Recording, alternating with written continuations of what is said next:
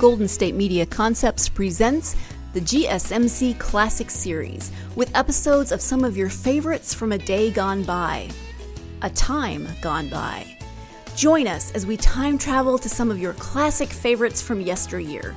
The GSMC Podcast Network invites you to sit back, relax, and enjoy the GSMC Classics series on the Golden State Media Concepts Podcast Network.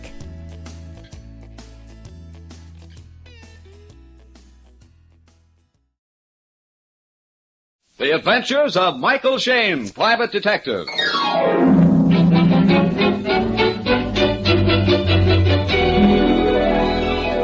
The people who make 76 gasoline and Triton motor oil, Union Oil Company, present The Adventures of Michael Shayne, Private Detective, starring Wally Maher and Kathy Lewis.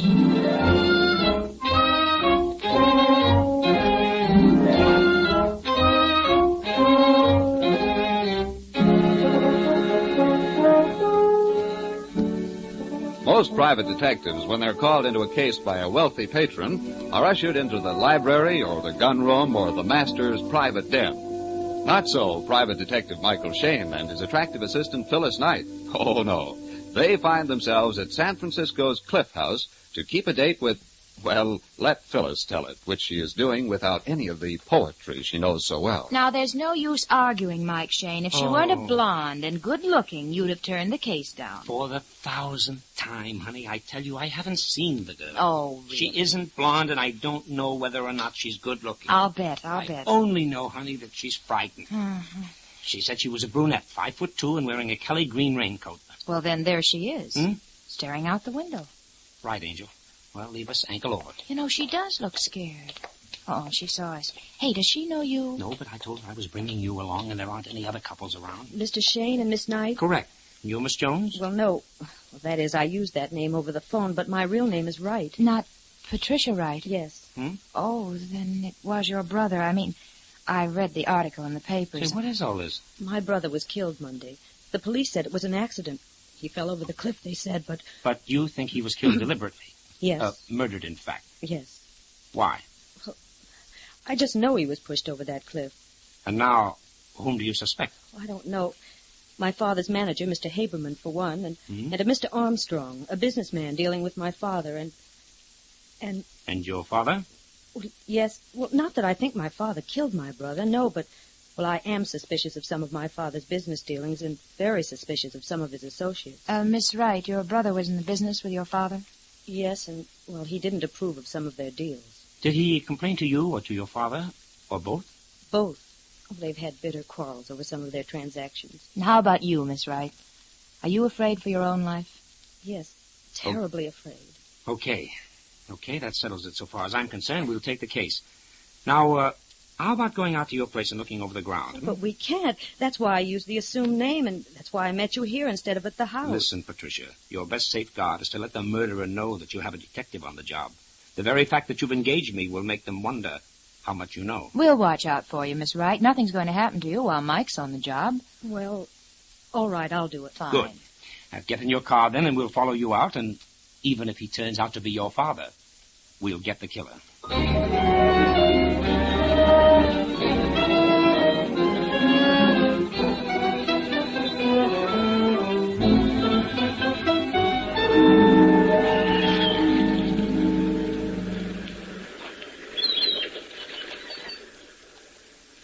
It's over here, just by that white post. That's where he fell. Uh-huh. Oh, boy. Did they take your brother's body away from the bottom of the cliff or bring it up here on ropes? They took it away from the bottom, in a boat. I see. Was there much of a crowd here at the top? No. Why? Well, there are a lot of footprints here. The ground is pretty well tramped down. But there weren't any people here at all. Why, this is private property. The murderer tramped the ground to confuse... Hey, wait a minute. What? What is it, Mike? Honey, you see those marks? Yeah? Those marks were made by a dead man's heels as his body was dragged to the edge of the cliff and thrown over. And the killer hid behind the tree? Yes, and probably hit his victim with a rock. Yeah. Patricia, did your brother have a date with anyone the night he was killed? Yes, with Mr. Haberman, Daddy's partner. Mr. Haberman came out to the house at 8 o'clock. Said that he'd made an appointment to meet my brother. But about 10 o'clock, he decided to go home. Just as he was leaving, the chauffeur came to the door and said that they'd found the body down on the rocks below the cliff. Was the chauffeur looking for your brother? No, we didn't know anything was wrong then. The chauffeur was out fishing and was just coming into the little cove when he saw a hat on the water. He turned the boat along the rocks and found my brother's body. The chauffeur is up at the house now? No, he left. He left? He left? What do you mean? Well, he'd been doing a lot of drinking, and my brother fired him about a week ago. Oh, fine. We seem to be turning up suspects wherever we move. Right, Angel. Well, Miss Patricia, will you get your father's manager and Mr. Armstrong up to the house right away? Use any excuse at all. I'll get Inspector Faraday to find the chauffeur, and we'll have a little quiz contest with Mike Shayne as quizmaster.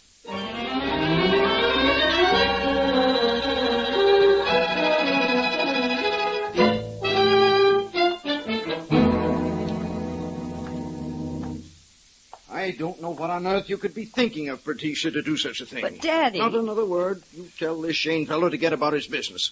When any private detectives are hired to come to this house, I'll do the hiring. Daddy, I'm more convinced than ever that my brother was murdered. Murdered? Stuff and nonsense. My dear, you're upset. I don't blame you for that. You were very fond of your brother. But thinking for one moment that any of my business associates could be guilty of such a thing.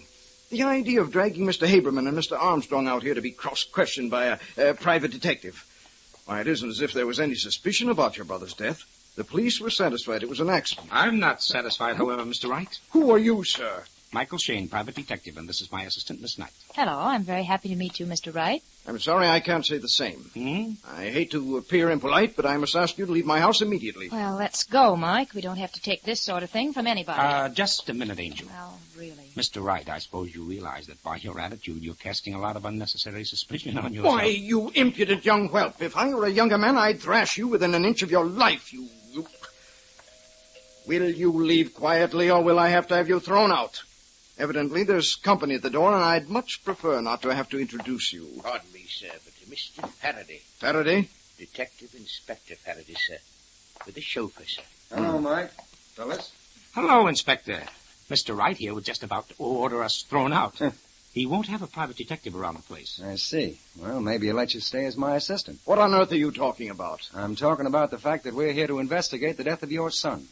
I'd just as soon get on with the questioning if you haven't any objections. Will you have everybody come in here? Inspector, they're all out in the front hall. I don't know what this is all about. I'm only the chauffeur. I haven't done anything. I'll sue you for arresting me. That's right. Be sure and do that. All right, into the front hall. Well, which one of you is Haberman?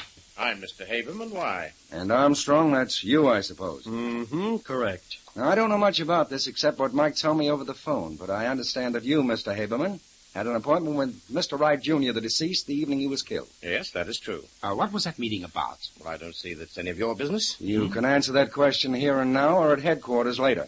Take your choice. Well, it was a business matter. Don't answer him. But right, if I don't, he'll take me in and... And he'll have to answer in the long run. It was business, and young Mr. Wright was going to tell you that he wouldn't play along with the kind of deal you and his father were cooking up, correct? Well, that's putting it rather strongly. He was a young fellow, too many idealistic ideas for the business world. I was quite certain I could straighten him out when we sat down and talked it over. And when he wouldn't listen, you threatened his life. Of course not. You didn't see him that night at all? No, I didn't. And you weren't anywhere near the top of the cliff between 8 and 10:30? I most certainly was not. Can you prove that? I can. I sat and talked with Mr. Haberman all evening. And Mr. Armstrong, I suppose you have an alibi, too? Well, I don't know. I think I was at a picture show that night, but I wasn't keeping track of my movements. I wasn't anywhere near this house, though. Mm-hmm. Oh, Inspector. Yes, Mike. Come here. I think we ought to do some checking on the murdered man's papers. We might find something that would give us a lead. You're probably right, Mike. Okay, you can all go now. But don't leave the place. We may want a few more answers before we leave. Miss Patricia. Yes, Inspector. Will you take us to your brother's room? We'll see what that leads us to. Did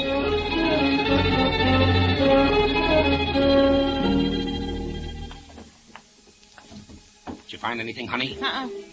Nothing important, Mike. How about you, Inspector? Nothing. I hope we're not on a wild goose chase. Oh, I know we're not. Hey, wait a minute.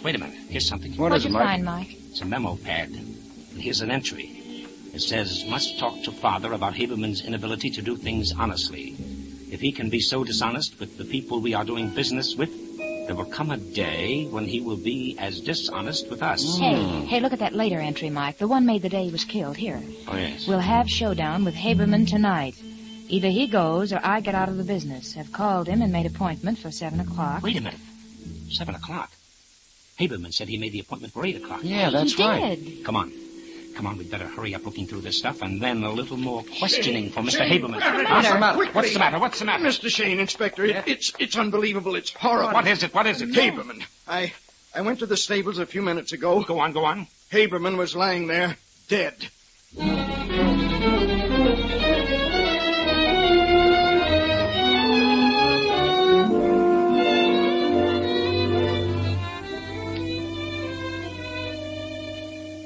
In just a moment, we'll rejoin Mike Shayne and his assistant Phyllis in their adventures.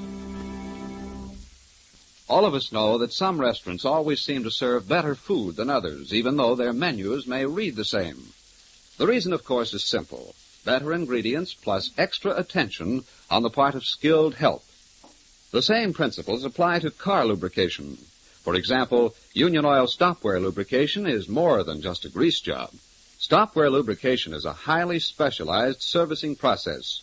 Only trained attendants using the latest and most modern equipment are allowed to service your car. Each fitting and bearing is thoroughly lubricated with the finest, high-quality greases, in accordance with the manufacturer's specifications. While your car is on the hoist, the Minutemen inspect out-of-sight points and check them for danger signs. As final evidence of the care and exactness with which stopwear lubrication is performed, you receive a 1,000-mile written guarantee with each job, definite proof of reliable service. So, ladies and gentlemen, since careful, thorough lubrication is so vital to the life of your car, why not buy Stopwear? Stopwear guaranteed lubrication is available only at Union Oil Minuteman stations, and it costs no more than ordinary lubrication. Just look for the sign of the big orange and blue 76. Thank you.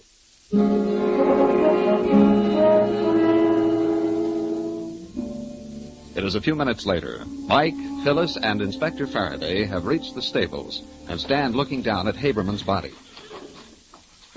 Now, how did it happen? Well, he just got too close to Prince, and Prince lashed out and kicked him.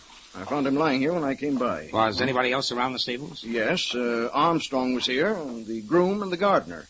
Isn't it a bit odd that everyone should gather at the stables? No, I don't think so. Everybody's interested in the horses, especially Prince. Why Prince? Well, I've warned them all to keep away from him. He's a killer. Why have you kept him then? Because I can handle him.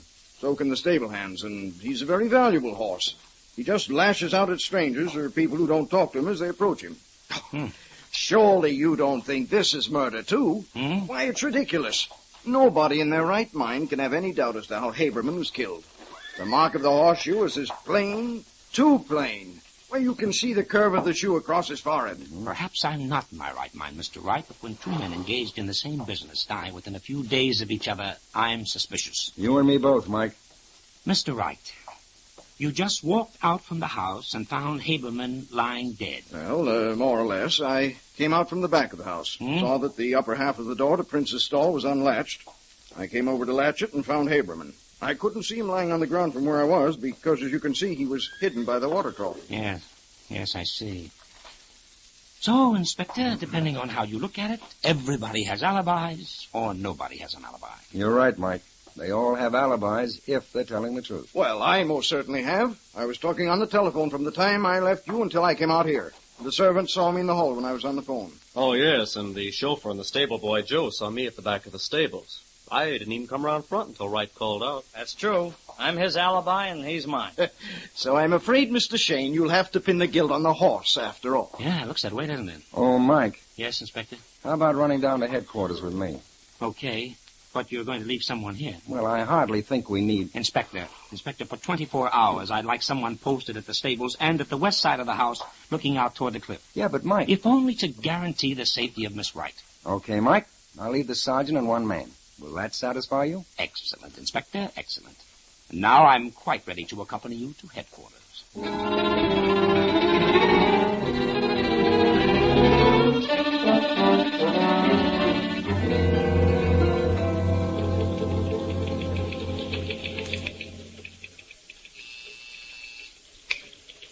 Okay, here you are Inspector. Report on a threatening telegram. A threatening wire addressed to Haberman was handed in at San Francisco's main office. No one remembers what the man looked like. They paid no attention. Okay. Follow through on the chauffeur, will you? Yes, sir. Well, it's not much help. Why don't you give up, Mike? After all, we're just following nothing but a hunch from that girl, Patricia. No, that's right, Mike. I admit it's a bit gruesome having 2 deaths in the same household, but it's happened before. Oh, there's something wrong about the whole thing.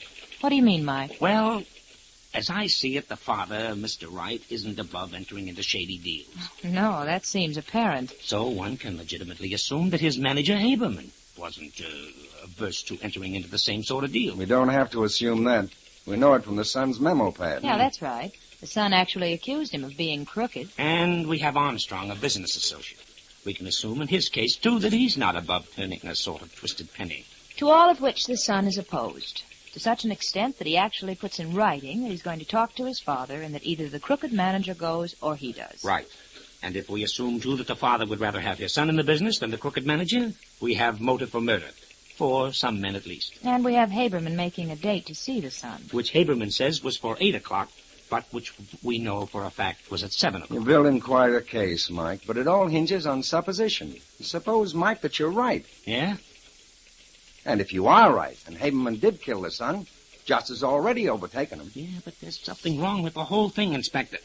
You say I'm building the whole case of a supposition. Well, plus a hunch of the girls, Mike. And a funny little quirk that keeps running through my own mind. What?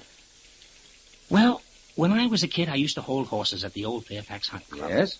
Sometimes for a whole day's work, I made 2 bits. One day, well, I hadn't made my 2 bits. I guess I was a little on the anxious side. I stepped up too quickly to a horse. He lashed out at me, and I jumped back. But that hoof, with its iron shoe, seemed to be following me. It was as huge as a barn door. A great big black iron shoe that would mash my face in from chin to forehead. A great big letter U coming at... Go on. Wait a minute, a big U. That's it, that's what's wrong with the picture. Oh, what a blockhead I've been. Say, what goes? What is it, Mike? Oh, come on, can't you picture Haberman lying there on the ground by the stable? Well, sure I can, Don't you remember what Wright said? The mark of the horseshoe is as plain, too plain... You can see the curve of the shoe across his forehead. I remember him saying that, but what on... Mike, you're right. Well, I don't get it. Huh? Yes, I do. Haberman would have had to be standing on his head for the horseshoe to have left a mark like that. Atta girl, honey, the mark was upside down. Come on. Back to the Wright stables as fast as that squad car of yours will take us, Faraday.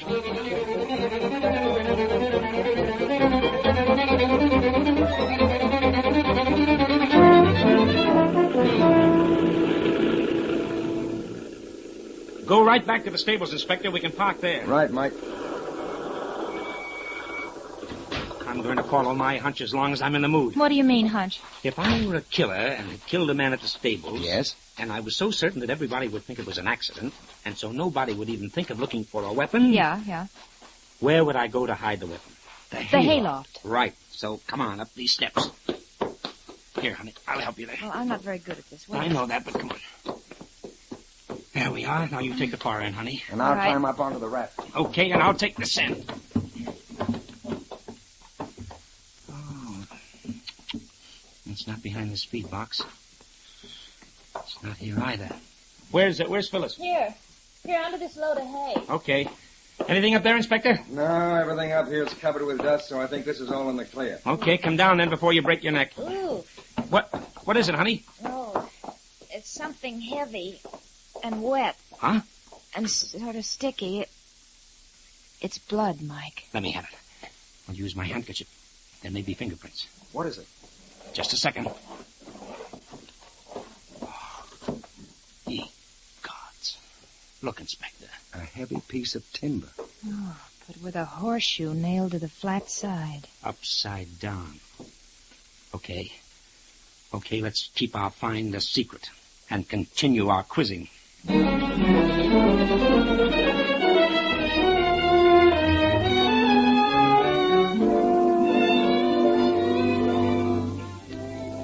We'll rejoin Mike Shayne, Phyllis Knight, and Inspector Faraday in their search for the killer in just a moment.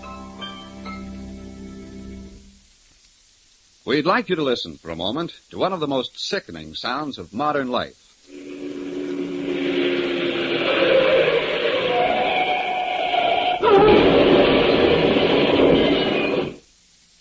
Lately, you've been hearing that sound more frequently. Traffic accidents in the United States are increasing to an alarming extent as our automobiles grow older. To reduce human casualties and conserve transportation, the International Association of Chiefs of Police has developed a program to emphasize the need for good brakes for all cars. For the next 6 weeks, law enforcement officers throughout the nation will conduct a brake-checking campaign. They are seeking to protect your life and property. This program on brake emphasis for traffic safety is supported by over 100 automobile clubs and traffic organizations, including the Office of Defense Transportation. Your cooperation is earnestly requested. You can help by checking your own brakes. If you can depress your brake pedal within an inch of the floorboard before the brakes take hold, they are inadequate and demand immediate attention. Remember, serious accidents can occur at speeds as low as 20 miles per hour if your brakes are in poor condition. So, ladies and gentlemen, if you have the slightest doubt about the condition of your automobile brakes, don't take chances. Have them inspected without delay.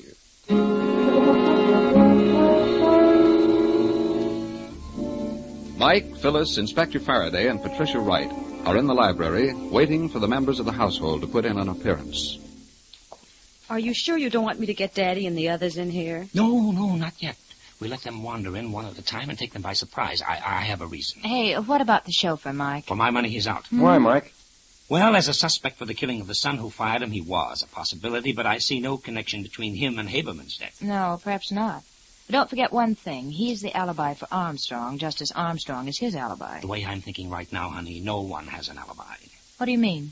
When all the suspects have alibis for their actions, and yet you have two bodies to account for, there's only one action. And that is? Someone or all of them are lying. And the alibis mean nothing, so just ignore them. Mike, somebody's coming. That's right. Oh, there you are, Pat. What? Oh, I thought you'd all gone back to the city. We did, sir, but we have a few more questions we'd like answered. If you don't mind my saying so, I think you're not quite bright. Meaning what, Mr. Wright? Meaning that you're all following a completely senseless theory, trying to find clues to a murder when no murder has been committed. To everyone but you, it's obvious that Mr. Haberman had been kicked by Prince. Suppose we just skip that for a moment, huh? Mr. Wright, just exactly what is the relationship between your firm and Mr. Armstrong? I don't see that it's any of your business. Oh, now let's not go through that routine If again. you'd let me finish, I still think it's none of your business, but I'm perfectly willing to tell you.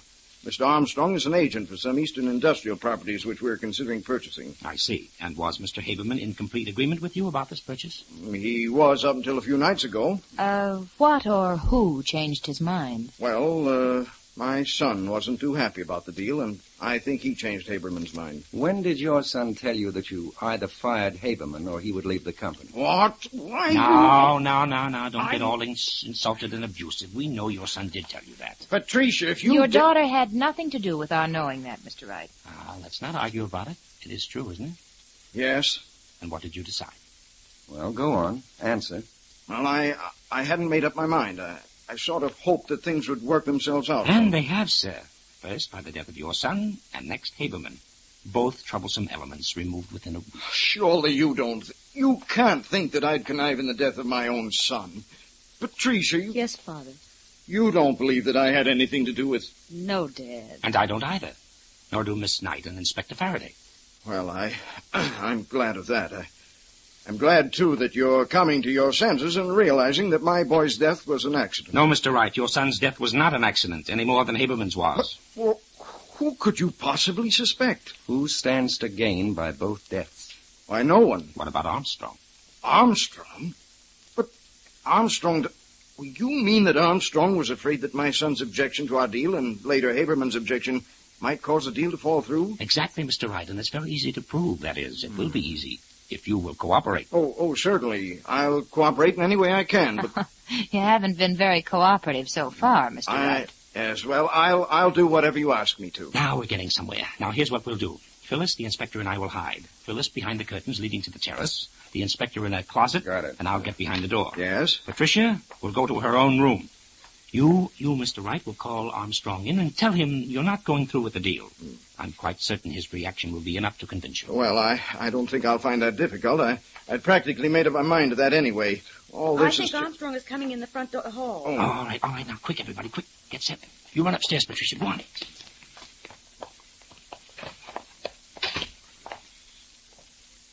Okay, Wright. Call him in. That you, Armstrong? Yes. Did you want me? Yes. I think, in spite of all the tragedy around here, that we ought to arrive at some definite conclusion about this transaction. Well, I suppose you're right. I didn't want to hurry you or seem aggressive with all the things that have happened. Yes, I understand. But it is an excellent opportunity, and I know you'll make a mint out of it. I'm not going through with it, however. What? I'm not going through with it, Armstrong. Oh, you're not. Well, that's what you think. What was that you said? I said that if you think you're going to back out now, you've got another thing coming. Now, wait a minute. You're not leaving me holding the sack. I've obligated myself to those properties, and you're going to buy them. I'm most certainly not going to buy them if I don't want and maybe this will persuade you. Put that gun down, you fool. Drop it, Armstrong. The next time, be faster. What is this? Is this a trap? In a way it is, yes, and apparently quite a justifiable one. I must apologize for the gunplay, and I must apologize for being quite slow and somewhat blind. Blind, Mike? Yes, I should have noticed long before this that Mr. Armstrong was left-handed. I didn't, however, until he whipped out that gun of his with his left hand. Left-handed? Yes, Phil, left-handed. What does that matter? I've been left-handed all my life. Yes, Armstrong, left-handed. I think you can produce the evidence now, Inspector. Right, Mike. Did you ever see that weapon before, Armstrong? Where did you find it? In the hayloft. That's where you hid it, isn't it, Armstrong? Okay, Inspector, I don't think we'll get any more argument out of him. You ready, Armstrong? Yes.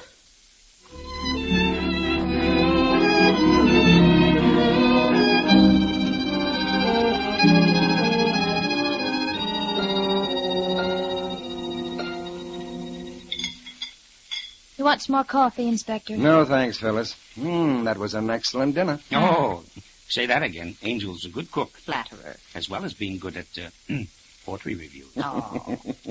Say, that left-handed business, I've been turning it over and over in my mind. I don't see what on earth Armstrong's being left-handed had to do with the case at all. Hmm? Well, I thought perhaps his being left-handed was, responsible for him nailing the horseshoe on the club the wrong way. Oh, no, Angel, no.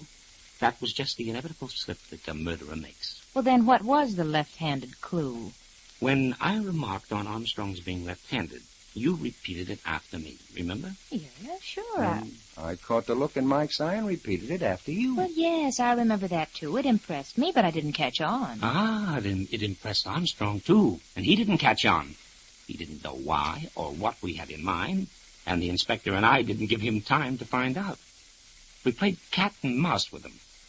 Armstrong thought that his being left-handed was a clue. He couldn't figure out what it was. But our tone of voice convinced him that we had him dead to rights. And, well, he broke down. Smarty. Hmm? It was nothing but playing up a guilty conscience. Right, Angel. One of the best weapons a private detective has. So let it be a lesson to you there, darling. And don't try holding out anything on your old man, Mike Shayne, or your good old conscience will get you. See?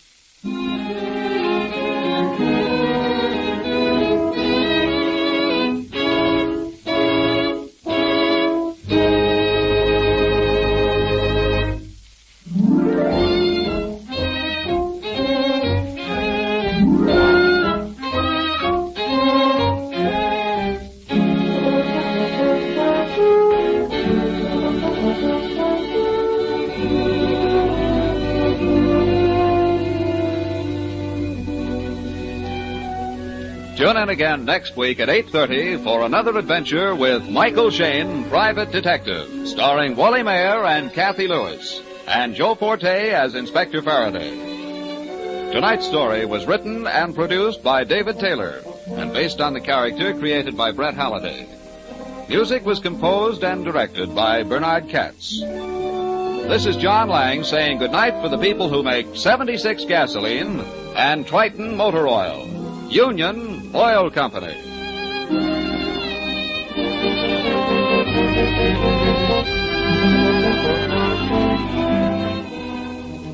This is the Mutual Don Lee Broadcasting System.